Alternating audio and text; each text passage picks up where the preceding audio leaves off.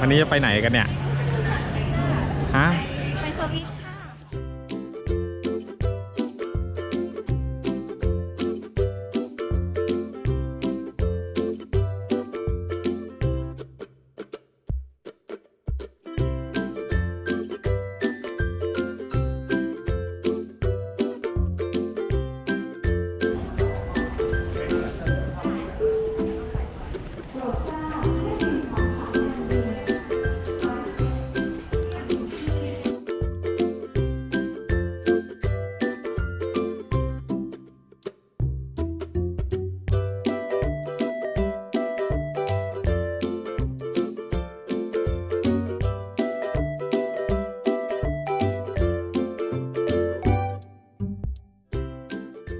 Cabin crew our customers are on board. Attention aircraft staff, this aircraft is now ready for departure. Request for aircraft personnel to leave aircraft immediately. Thank you. นะคะว่ามีอุปกรณ์อะไรบ้างในส่วนของการบิน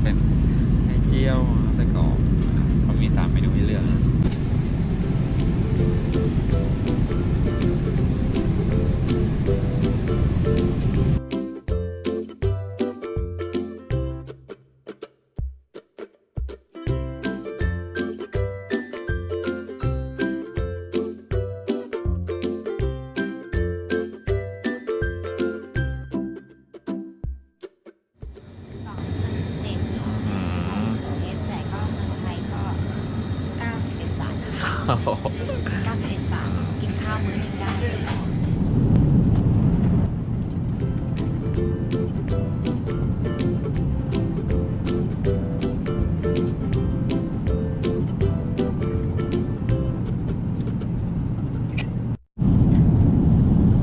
มื้อเรา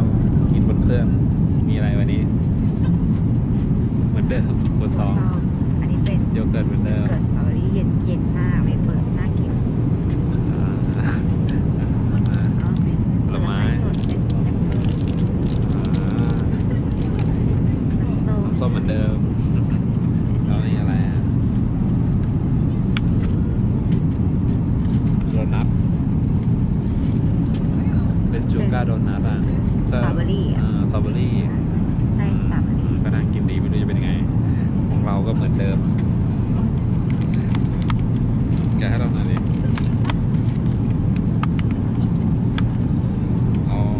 สแครมเบิลเอ